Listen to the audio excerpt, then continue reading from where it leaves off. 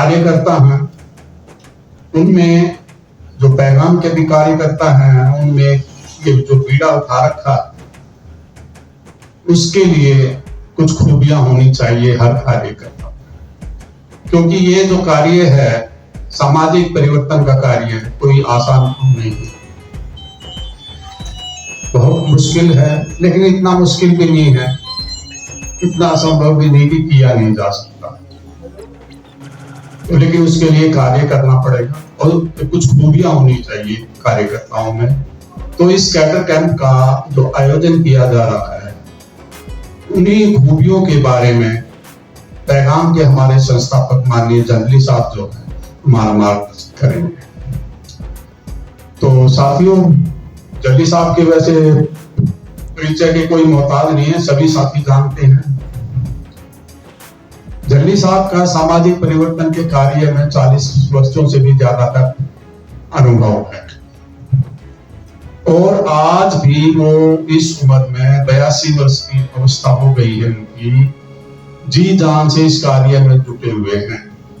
जहां हम 1-2 घंटा लगातार बैठ नहीं सकते, वो 2 घंटे खड़े होके, ये हमने देखा है, खड़े खड़े जो है हमने रिक्वेस्ट भी करते बैठने के लिए, वो बैठते नहीं और खड़े होके हमारा मार्गदर्शन करते हैं, ये हमने पिछले अनुभवों से देखा। तो इसी में आज जंगली साहब हमारा स्वागत करें, मार्गदर्शन करेंगे। तो मैं सभी साथियों को तो रिक्वेस्ट करूंगा जोरदार तालियों के साथ हमारे जंगली साहब को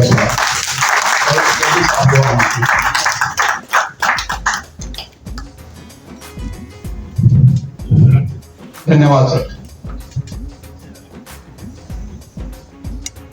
इसी के साथ मैं जंगली साहब से इजाजत चाहूंगा, हम आगे प्रोग्राम को बढ़ाएं। तो सबसे पहले कोई भी सभा, मीटिंग, कॉन्फ्रेंस होती है तो परिचय का सेशन एक बहुत ही महत्वपूर्ण होता है।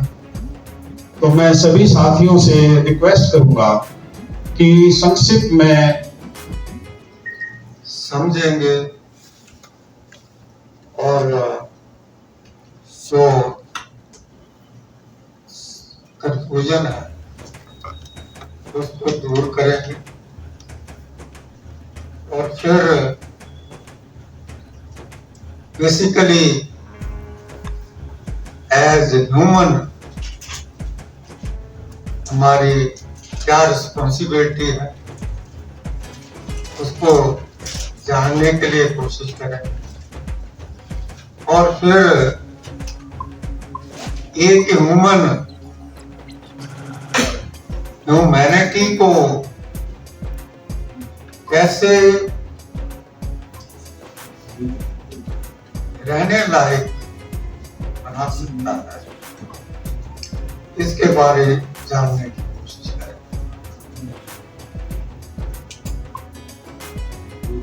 ये बात समझने के लिए समय तो लगता है। हम अभी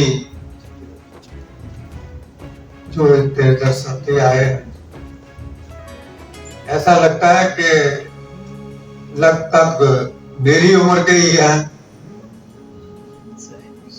मेरे 82 ईयर्स एज है। तो ज्यादातर साथी तो रिटायर्ड है, 60-65 ईयर्स के बाद ही रिटायरमेंट मिलती है, लेकिन जो अभी नौजवान है उन्होंने जीवन में बहुत कुछ सीखा है और वो सीखा है उसको सिखाने के लिए कैसे इस्तेमाल करना है, ये ऑब्जेक्टिव है। हम जानते हैं, बहुत कुछ जानते हैं, लेकिन जो जाना है उसको माना भी है।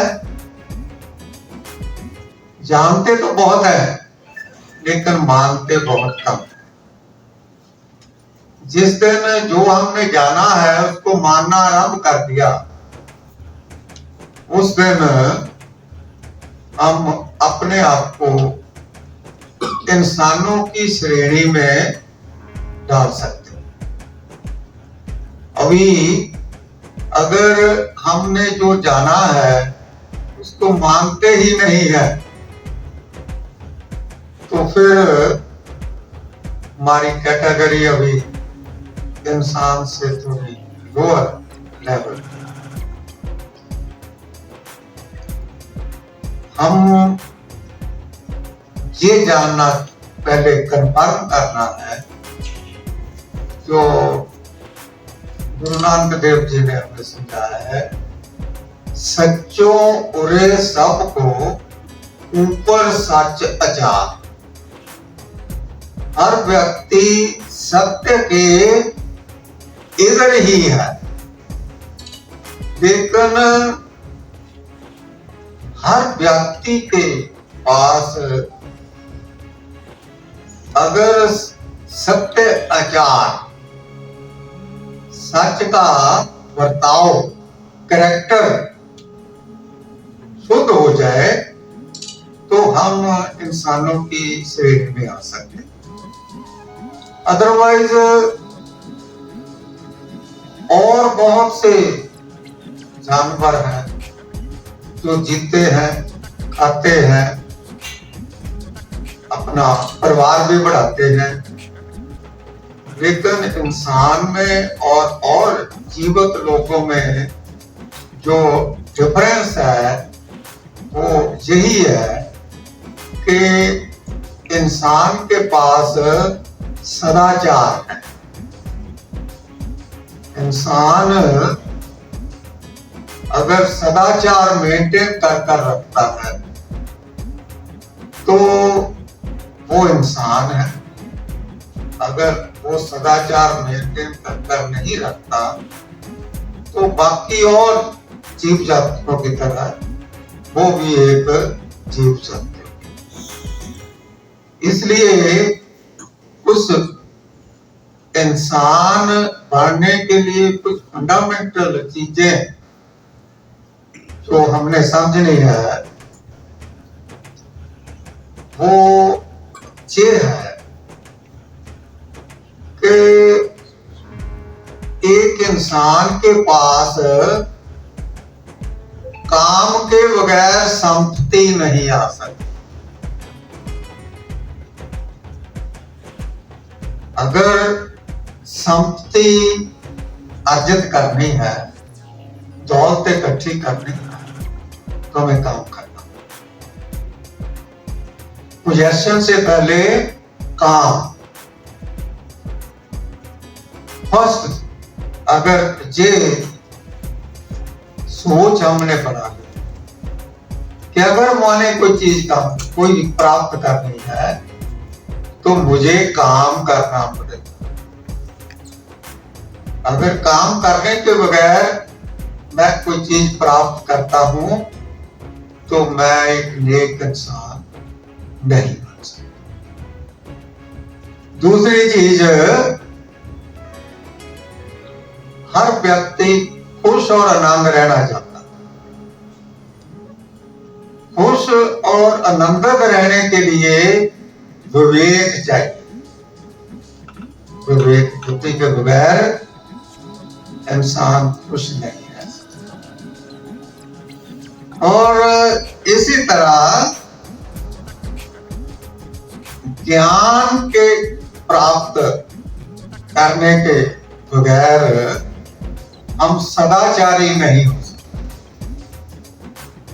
अगर कैरेक्टरवान बनना है तो हमें ज्ञान प्राप्त करना।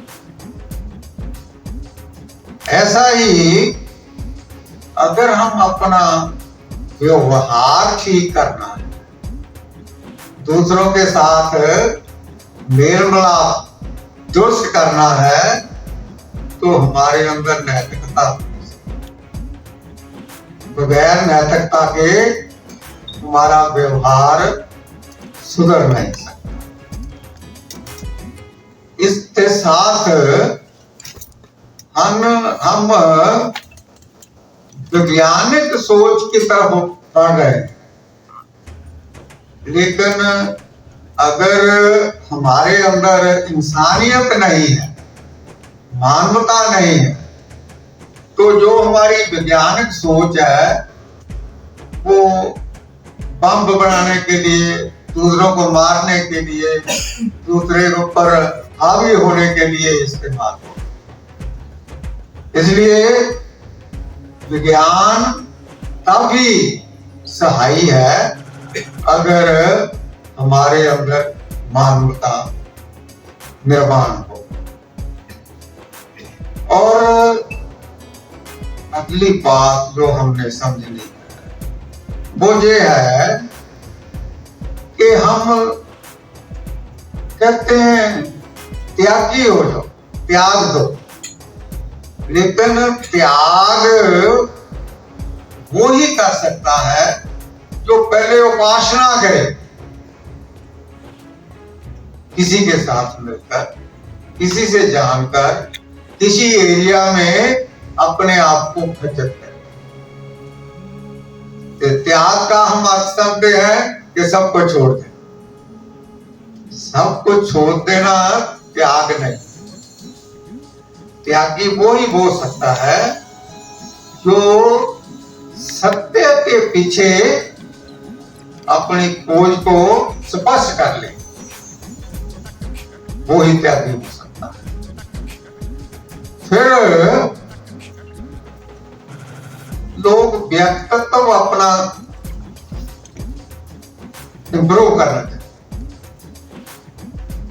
अपने जो इंडिविजुअलिटी है उसको इंप्रूव करना चाहते हैं, लेकिन व्यक्तित्व इंप्रूव करने के लिए राजनीति छोड़नी पड़े। राजनीति के साथ व्यक्तित्व इंप्रूव नहीं हो सकता। इसलिए व्यक्तित्व के साथ अगर राजनीति करनी है तो वो हमें इंसानियत के लेवल पर लेकर जाए।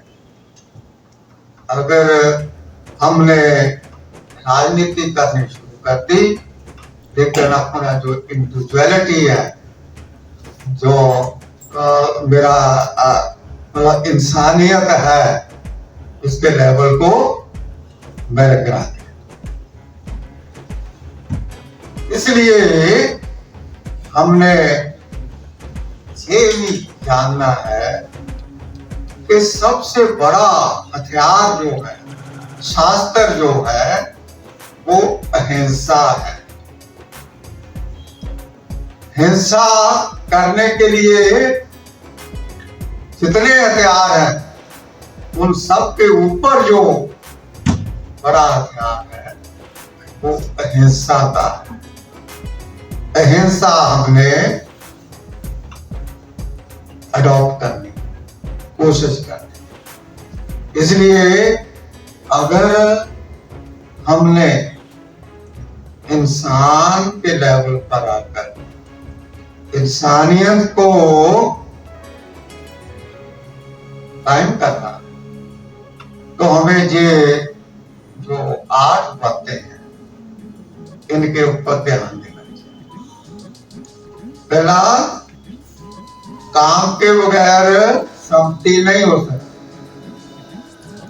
अगर दौलत इकट्ठी करनी है तो उसके लिए मेहनत करो, काम करो। लेकिन क्या रहे थे, वो हमें ले जाना चाह रहे थे, वो हमारे अंदर ये कैरेक्टर की जो स्पिरिट है वो पैदा करना चाहते हैं। तो वही बात हम पैगाम के माध्यम से अपने साथियों को बता रहे हैं, लेकिन बताना बड़ा सौखा है, लेकिन अमल करना बहुत ज्यादा मुश्किल है। लेकिन जो अमल कर रहा है, अगर वो बताता है तो उसके बताने के लहजे में ही कुछ ऐसी मिठास हो सकती है जो व्यक्ति को कायल कर सकती। हम एक व्यक्ति को जानते हैं, ये एक क्वांटम बैटरी कंपनी हुई है, शायद उसके बारे में जानते थे। उसका जो चीफ था उसका नाम था Jagdeep Singh. Quantum battery company का वो क्रिएटर था और उसने जीवन पर काम किया और उसकी जो 1 साल की तनख्वाह थी चीफ एग्जीक्यूटिव, वो 17,500 करोड़ रुपए, 17,500 करोड़ रुपया साल की सालाना तनख्वाह, जो हर रोज 48 करोड़ बनती, मतलब जीते और जागते 24 घंटे में 48 करोड़ रुपया, हर घंटे की 2 करोड़ रुपया। क्या हम मान सकते हैं? लेकिन ये हकीकत है। जिन लोगों ने काम किया, ईमानदारी से काम किया और अपने आप को संभाला है, वो दौलत लेकर तो मरे नहीं। जो दौलत तैयार की उन्होंने वो तो इधर ही है ना। तो इंसानियत के ऊपर जब हम लगाना चालू कर देंगे तो फिर हमें समझ लग सकती है कि किन लोगों ने इंसानियत के लिए कुछ किया, कैसे किया, और वो करने के लिए उनको कठिनाइयां तो आई, लेकिन उन कठिनाइयों को उन्होंने कठिनाई नहीं समझा, क्योंकि कोई भी काम सुविधा से नहीं। हर काम करने के लिए हमें सुविधा तो होगी। अगर मैं सुविधा को सुविधा मानकर काम करता रहा तो मैं तकलीफ में ही हूं, क्योंकि काम और असुविधा दो अपोजिट फैक्टर्स हैं। लेकिन अगर हमने काम और असुविधा को मिलाकर जीना सीख लिया तो फिर हम जीवन में वो कार्य कर सकते हैं जिस कार्य के लिए अकाल पुरख ने, नेचर ने हमें जहां भेजा है। क्योंकि नेचर का कुछ ऑब्जेक्टिव है हमें इंसान बनाने का, वरना जीने वाले, खाने वाले और बीमार होने वाले, फिर आकर मरने वाले तो इंसान ही नहीं, इंसान के बगैर और पशु पक्षी और जिया जंत बहुत लोग हैं, बहुत किस्म के जानवर हैं, जीव हैं जो इस दुनिया में रहते हैं। लेकिन इस दुनिया में अगर हम अपने आप को एक व्यक्ति के रूप में और वो भी सफल व्यक्ति के रूप में देखना चाहते हैं तो फिर हमारी जिम्मेदारी बन जाती है कि हम इंसान को क्या करना चाहिए वो समझ। अभी ये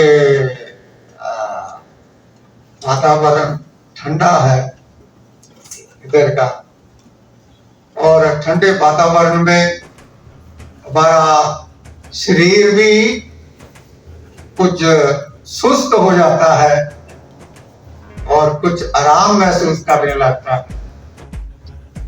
एक बात हमने फंडामेंटली समझनी है, वो ये है, there is no such thing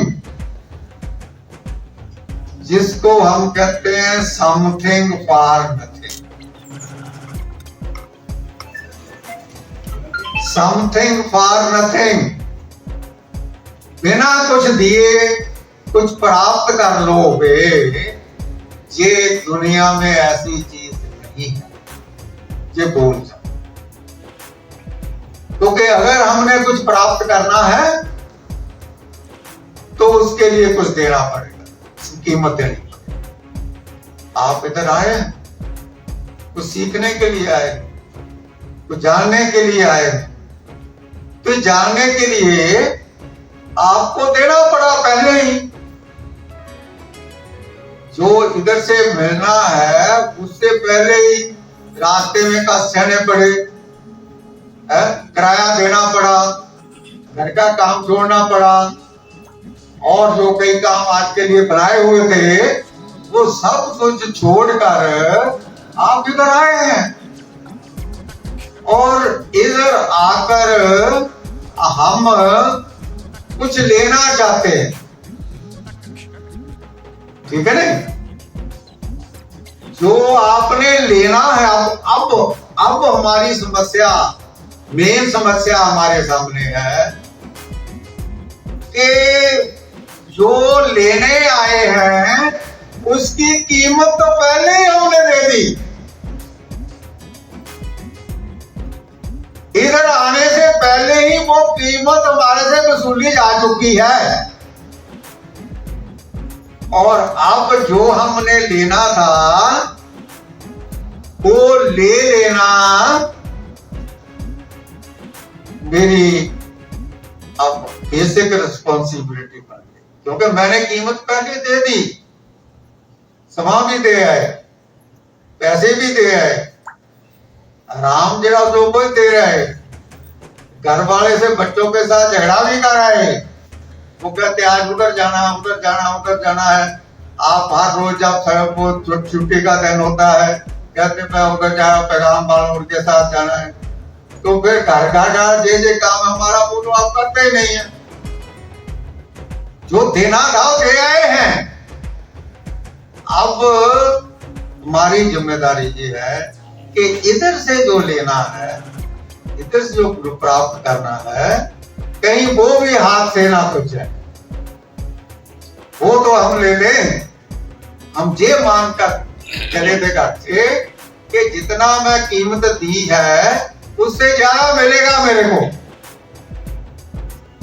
क्योंकि कीमत दी मैं पैसे में, रुपए में, और इधर से जो मेरे को जानकारी मिलेगी वो डॉलर में होगी, पाउंड में होगी।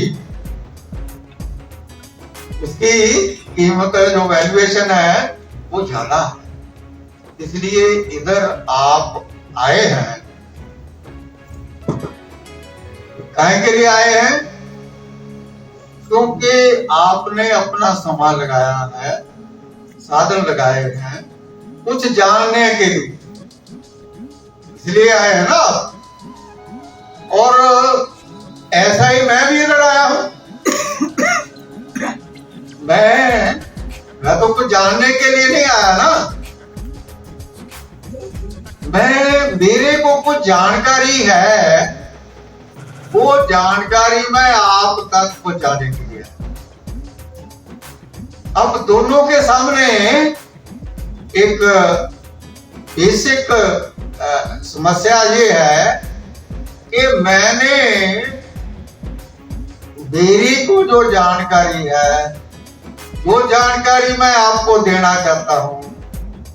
वो जानकारी आप तक पहुंच सके, उसके लिए मेरा हर किस्म का प्रयास लग रहा, और ऐसा ही आपको जो जानकारी आप लेने आए हैं वो जानकारी मिल सके, वो जानकारी आप प्राप्त कर सको, वो प्राप्त करने के लिए आपकी हर कोशिश रहेगी कि इधर मैं ये प्राप्त करने के लिए आया था, लेकिन ये अभी मेरे को प्राप्त हुआ।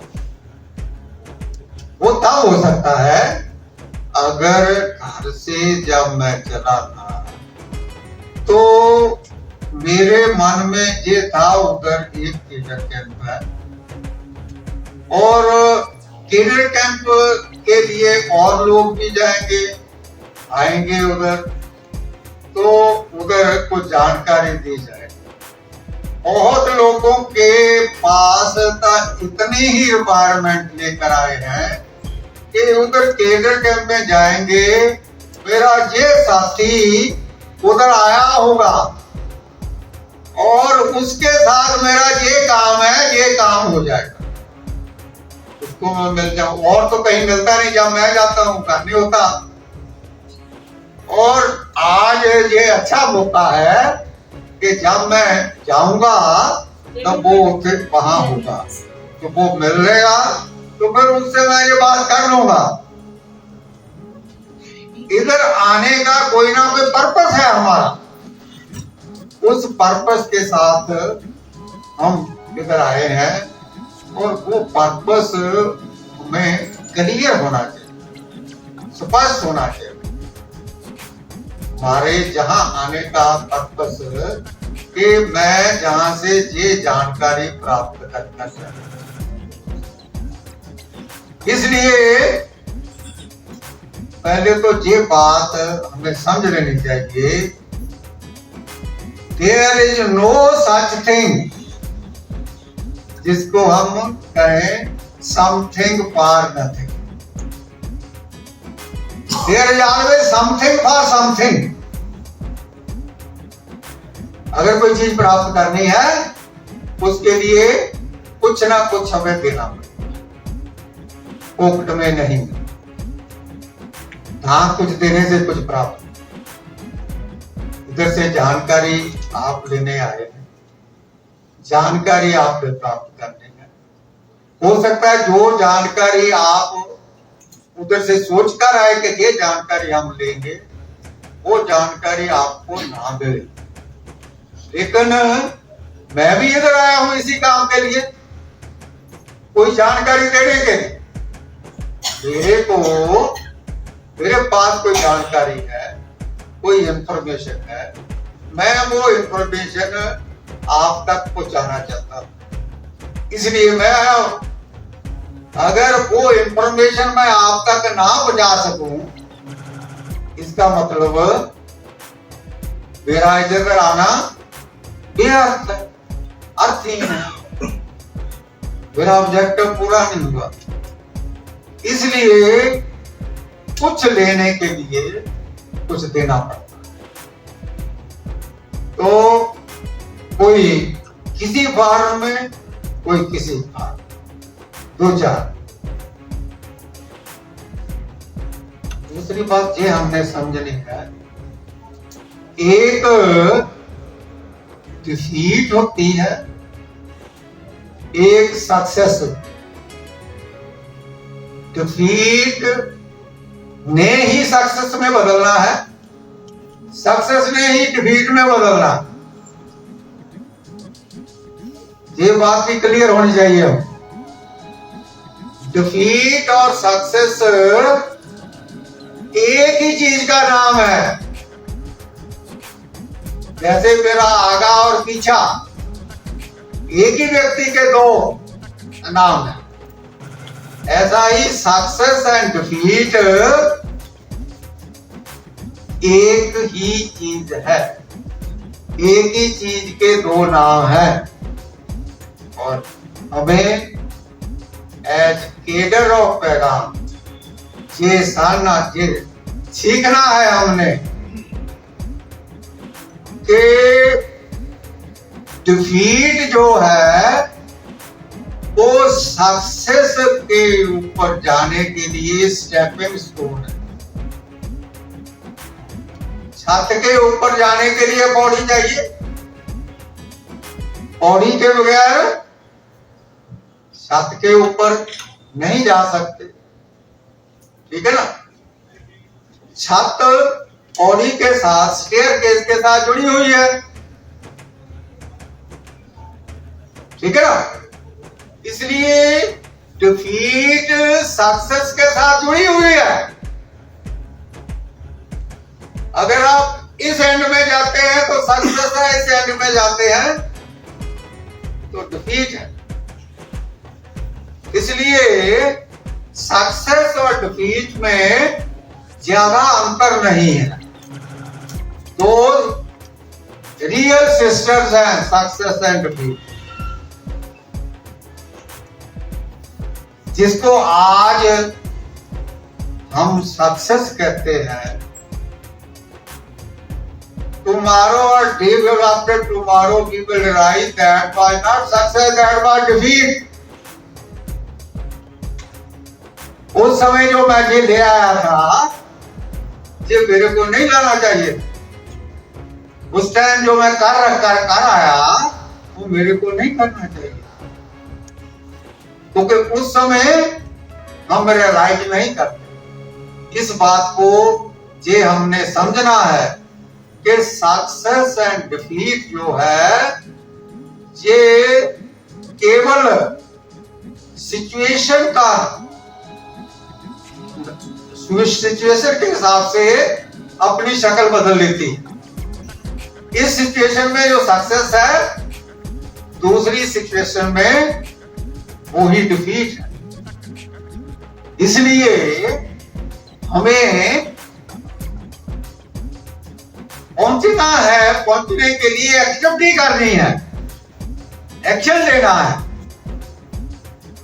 वो एक्शन हमें सक्सेस की तरफ भी पहुंचा सकता है, जा सकता है, डिफीट की तरफ भी जा सकता है। लेकिन अगर मैं एक्शन लिया ही नहीं कोई, तो मेरे लिए सक्सेस और डिफीट एक ही चीज है, एक जैसी। इसलिए ये घबराना नहीं है भाई। एक दफा मैं डिफीट हो गया, 2 दफा डिफीट हो गया, 3 दफा डिफीट हो, चौथे कब कर वही सक्सेस में बदल जाएगा। क्योंकि उस समय मैं उतनी स्ट्रेंथ के साथ उसी चीज के साथ रेसलिंग नहीं करी, इसलिए वो मेरे पर हावी रही, डिफीट मेरे पर हावी रही। और जब मैं खुली मतलब सम सोचकर फील्ड में आया, तो फिर वही डिफीट सक्सेस में बदल। इसलिए सक्सेस एंड डिफीट दो रियल सिस्टर्स हैं। घबराना नहीं है हमें डिफीट से। हम जब डिफीट से घबरा जाते हैं तो सक्सेस से भी दूर चले जाते हैं। सक्सेस की ओर बढ़ना है तो डिफीट से घबराना नहीं है।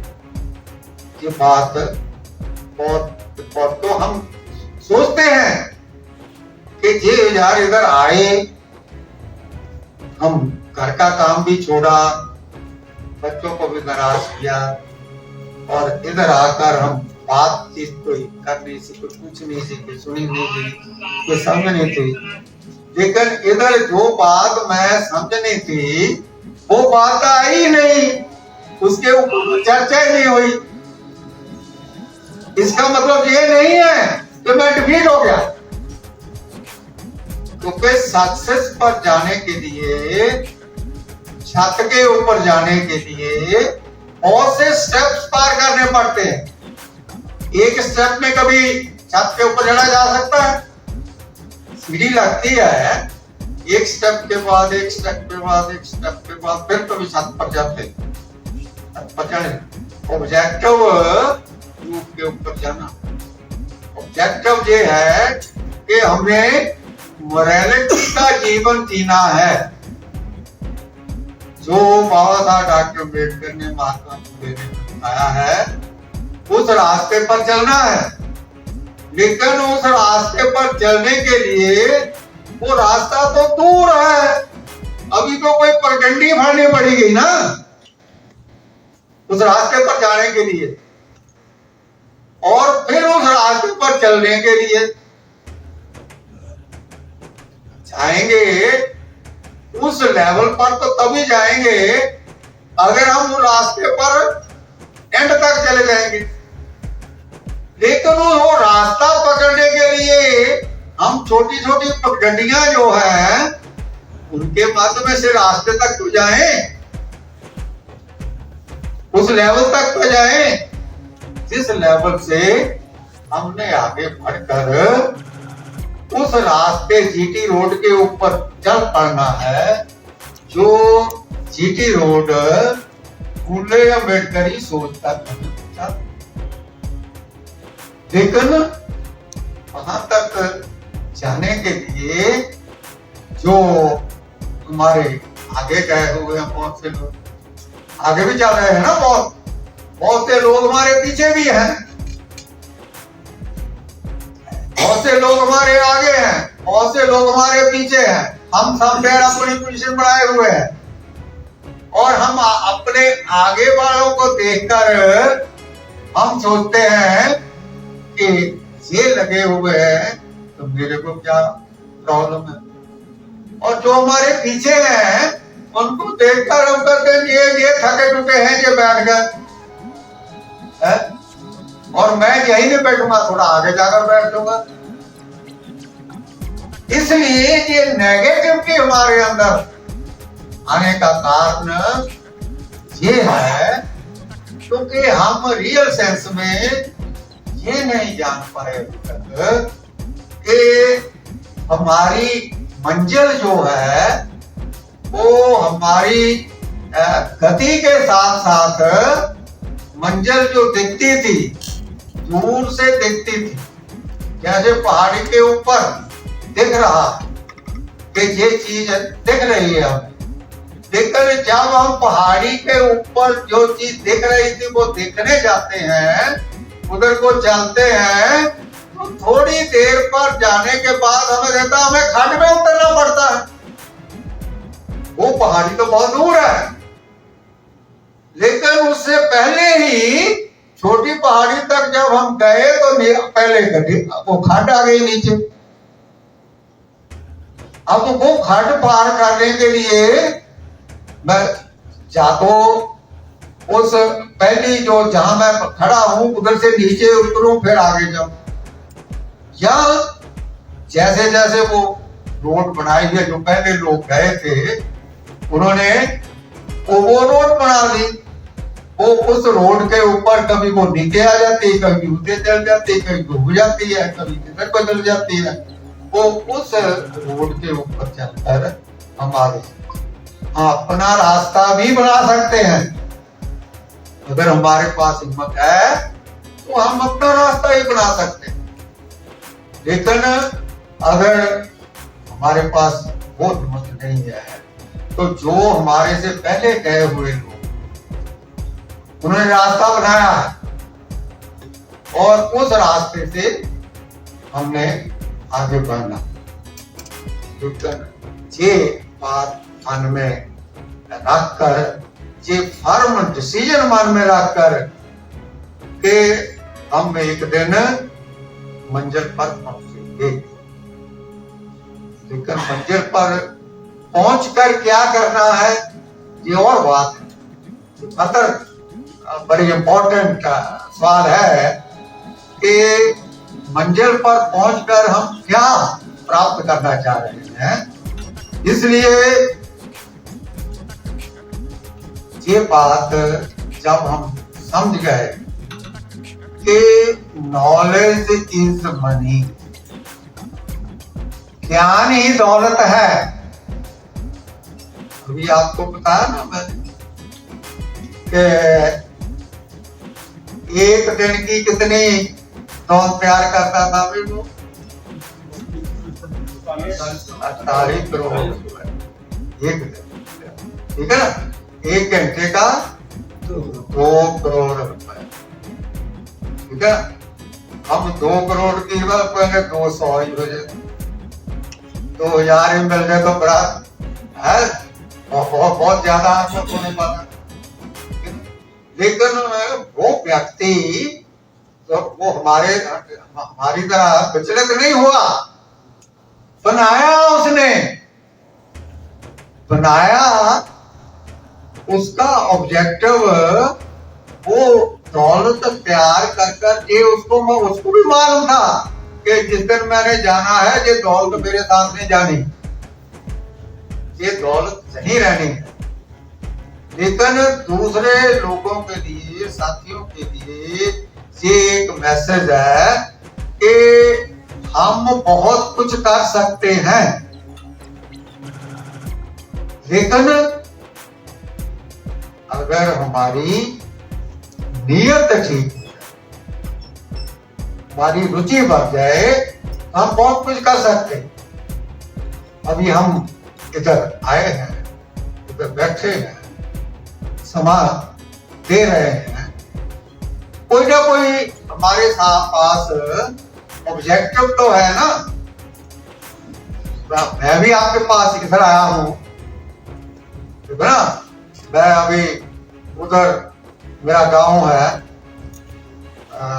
कुवाड़ा के नजदीक, तो मैं इधर भूल गया था ये आज का जो क्रिकेट कैंप था, नमस्ते, ये मेरे को याद नहीं था। तो मैं 4 कदम हुए हैं इधर से गया दिल्ली से, क्योंकि उधर मेरे गांव में जो हमारा पहले घर था तो मड हाउस था, 1944 का मेरा बर्थ है, तो उस घर में मेरा बर्थ हुआ वजह, और 5 साल के बाद वहां से हमें पढ़ने के लिए भेजा। उस गांव से 2.5 किलोमीटर पर स्कूल होता था, तो 5 साल की उम्र में 2.5 किलोमीटर हमें स्कूल में जाना पड़ता। सिचुएशन कैसी है, 2.5 किलोमीटर, 5 साल का बच्चा स्कूल में जा रहा है, गर्मी का मौसम है, और फिर स्कूल से आ रहा है, पैदल जा रहा है, फिर आने करके कोई ऐसे रास्ते भी नहीं है, पगडंडियां है, उनमें जाकर ये सिचुएशन उस वो गांव में जो मेरा घर था। अभी आज मैं इस सिचुएशन में आ गया कि ये सोचा कि वो घर जहां मैं पड़ा था, अब उस घर को एक ऐसा सेंटर बनाना है जिसकी वजह से उस गांव के लोग कम से कम वो ऐसी सिचुएशन में आ जाए कि वहां से वो पहले से ही उसको कुछ शिक्षा, तभी वो घर को मैं मड हाउस को गिराकर उधर पक्का मकान बना रहा। हमारा 24 फुट बाय 24 फुट का होता, वो अभी फर्स्ट मंजिल उसका लिंटर डाल गया है, सेकंड मंजिल का अभी सीढ़ियां बन गए। तो वो उधर बच्चों को इधर उधर आगे जाके गांव के उधर पढ़े, उधर बैठे, उधर सीखे, क्योंकि हमें कोई बताने वाला नहीं था, वहां पे कोई साधन नहीं थे। तो आज हमारे पास साधन है, तो उन साधन के माध्यम से हम आने वाले जनरेशन के लिए जो कुछ कर सकते हैं वो हमें करना चाहिए। इसलिए उसके लिए वो लगभग 10 लाख रुपए का मैंने प्रोजेक्ट बनाया है कि वो अभी वो अकाल पुरख ने दिया है, तो वो हमें नहीं प्राप्त हुआ था, वो वहां लगना चाहिए, वहां लगाकर उन लोगों के लिए जो इर्द-गिर्द के गांव के लोग उधर सीखें और समझें, और फिर उनके अंदर भी वो स्पिरिट पैदा हो कि हम कुछ कर सकते हैं।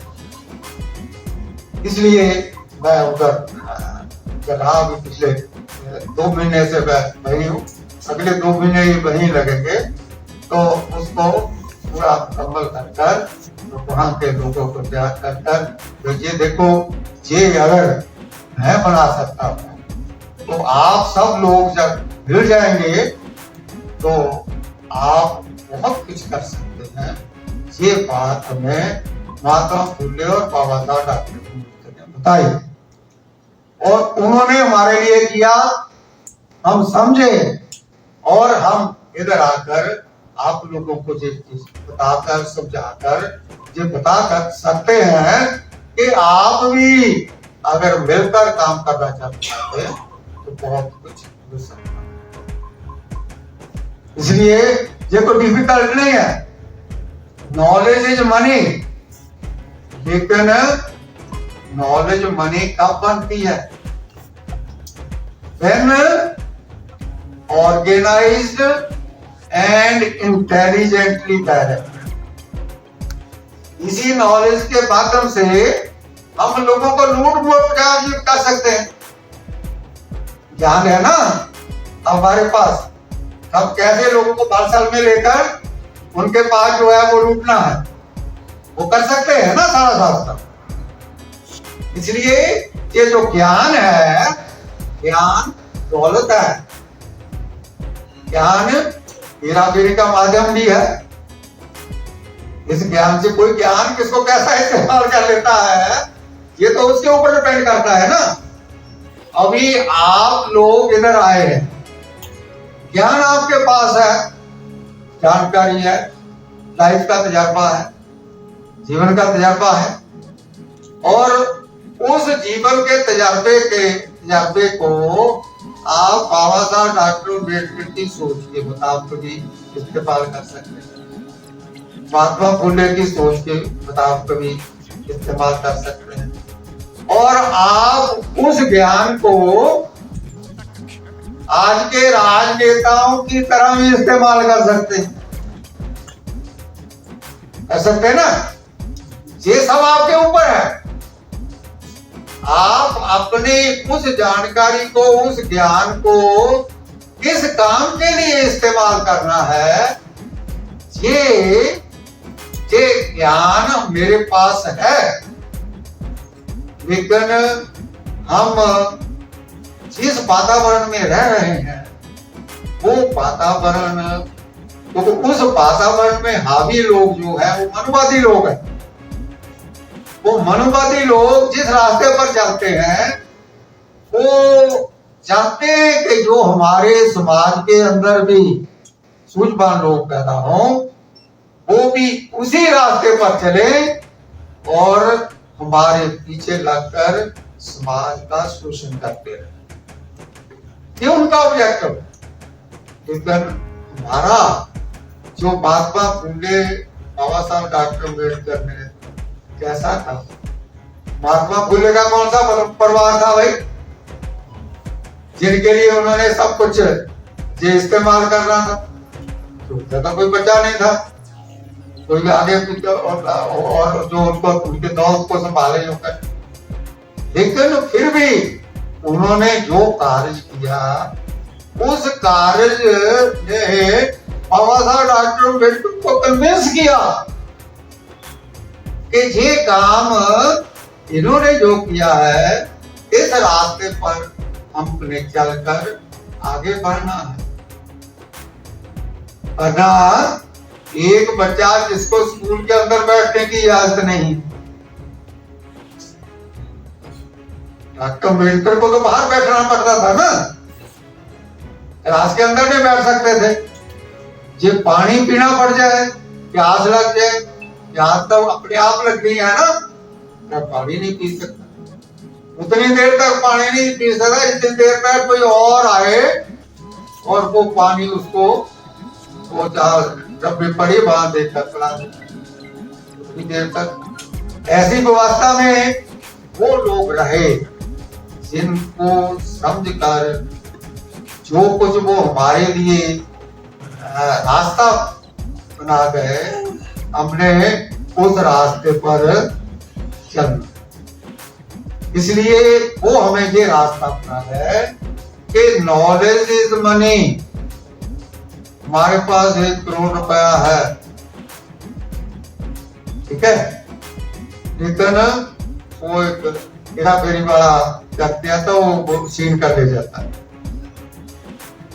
लेकिन अगर ज्ञान ही नहीं है, जानकारी नहीं है, कैसे लोग छीनते, कैसे परमाते हैं, कैसे लोग हमें एक्सप्लॉइट करते हैं, उनके कैसे आज तक मनुवादी लोगों ने हमारे समाज को एक्सप्लॉइट किया है, इसके बारे में अगर जानकारी अब आज तक हमें नहीं है, तो वो जानकारी लेने के लिए बाबा साहब डॉक्टर अम्बेडकर की, वो जानकारी लेने के लिए महात्मा फुले ने कोशिश करी।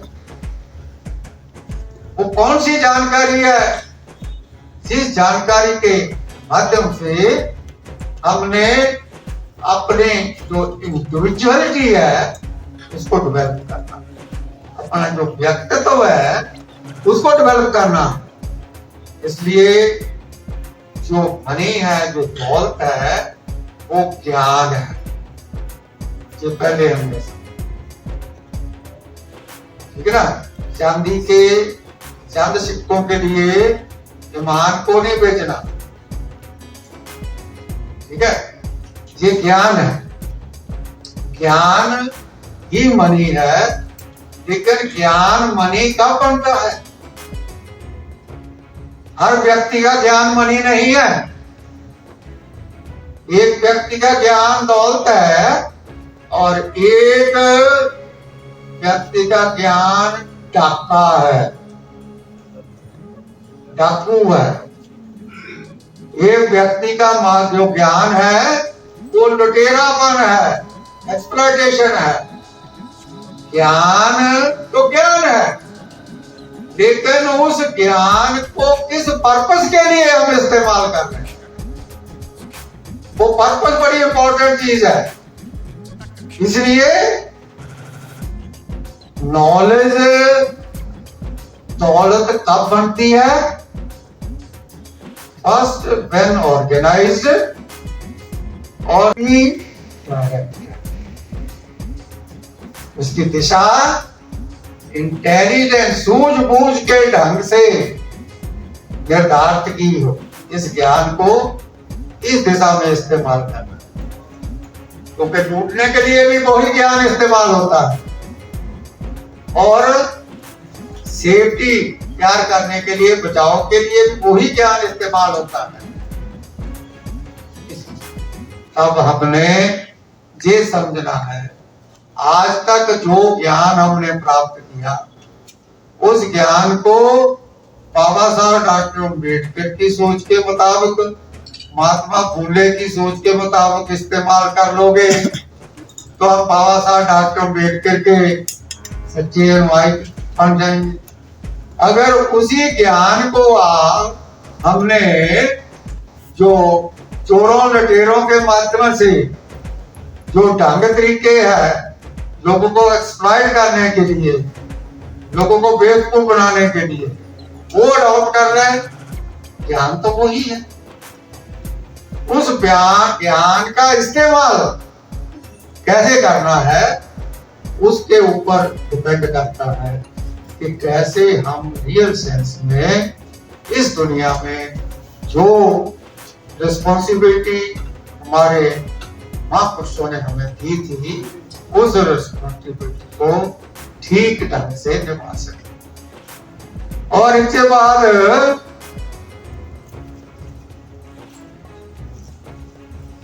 जो डिफीट है, काम करने लगे तो नहीं हो सकता, डिफीट मान लेना, ये इसको डिफीट कहते हैं। लेकिन बाबा साहब डॉक्टर अम्बेडकर ने, महात्मा फुले ने हमें क्या बताया?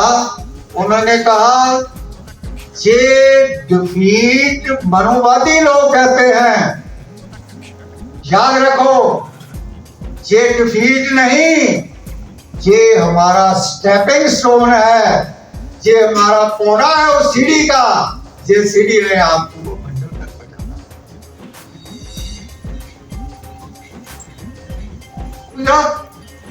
मतलब उधर वो कहता है कि आपको आप हार गए, मैं आगे।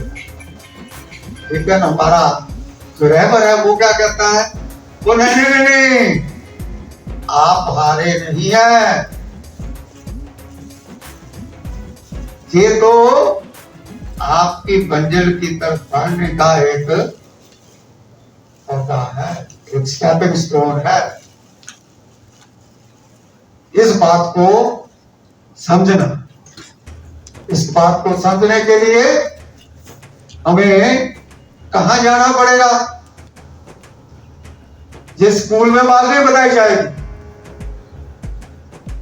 ये जो सोशल फंक्शंस हैं और उन सोशल फंक्शन में ऐसे जो ट्रेनिंग केडर के बुलाए जाते हैं, उधर ही ये चीज बताई जा सकती। इसलिए हमने डिफीट को देखकर हारना नहीं है, डिफीट को देखकर क्या मानना है उसको, एक स्टेपिंग स्टोन। मैं एक ऊंचे औहदे पर पैर टिकाना सीख लिया, क्योंकि ये बात समझनी है बेसिकली हमने कि अगर चलना है तो सबसे पहले एक टांग उठानी पड़ेगी। एक टांग उठाए के बगैर चल नहीं सकते, ठीक है? लेकिन वो उठाकर रखनी कहां है? रखनी है मंजिल की ओर। वो पांव उठाकर पीछे की ओर नहीं रखना, मंजिल की ओर रखना है, और फिर उसको टिका लेना है, फिर दूसरा पांव उठाना, और दूसरा पांव उठाकर फिर मंजिल की ओर टिकाना। इसलिए ये बात भी ध्यान में रखनी है, एक अकेला थक जाए, एक ही पांव से चलते रहोगे तो थक जाओगे। नेचर ने हमें दो टांग दिए हैं, दो पांव दिए हैं। दो पांव क्यों दिए हैं? जो हमारे साथ एक साथी आए हमारे, वो एक टांग उसकी कमजोर है? तो वो एक टांग कमजोर है, तो वो कमजोर टांग रख कर तो आगे चल नहीं सकते, ठीक है? और जो ठीक टांग है वो अगर उठा लेते थे कमजोर टांग, वो बोझा सह नहीं सकती। अगर ठीक टांग को जमीन पर उठा देते हैं तो छोटी टांग जो है कमजोर, वो आगे बढ़कर वो बोझा नहीं लेती, ठीक है ना? इसलिए ये जो कमजोर है उसको साथ में लेना, जो ताकतवर है, जो मतलब तंदुरुस्त है, उसके लिए भी और दिक्कत की बात है। लेकिन अगर जो तंदुरुस्त है उसने आगे बढ़ना है तो उसको ये चीज समझनी पड़ेगी कि जो मेरा कमजोर टांग है उसको बेशक थोड़ी चेक के लिए आगे रखूं, उसके ऊपर ज्यादा बोझा ना दूं, तब मैं आगे जा सकता। ये बात भी समझनी है हमने। हमारे जो कमजोर साथी हैं, जिनको आज कहकर जाके तो भाग जाता है उधर से, इसको कहते हैं 3-4 घंटे के लिए काम के अंदर बैठना है, ये तो आधा घंटा बैठकर भाग जाता है। तो कोई बात नहीं, अभी वो आधा घंटा भोजन आने के लिए आता, कुछ ना कुछ बात उसके मन में पड़ी है, लेकिन अगर आज वो आगे सहयोग नहीं उतना दे सकता, जितना सहयोग दे सकता है उतना सहयोग लेकर दूसरे को वो बोझा जाना उठाकर आगे बढ़ना, ये बात हमने सीख ली।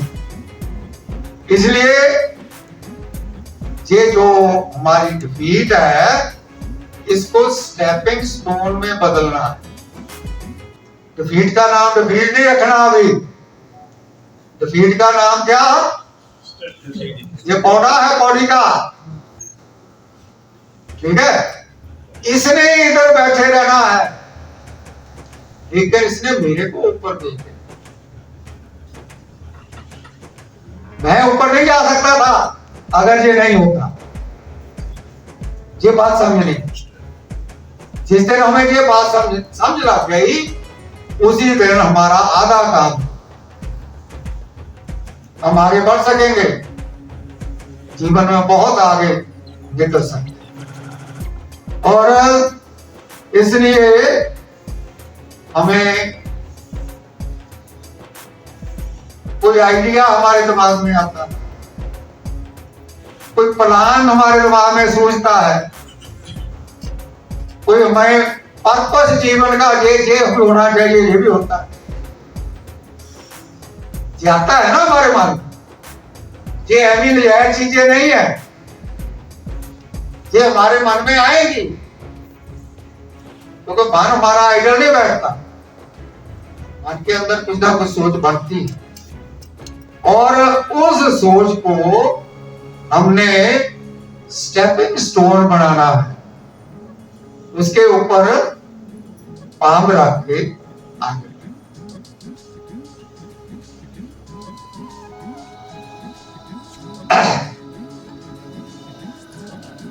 एक बात ये समझने, कामयाबी सफलता जो है बहुत जल्दी आ जाती है। सफलता का ऐसा मतलब बिहेवियर है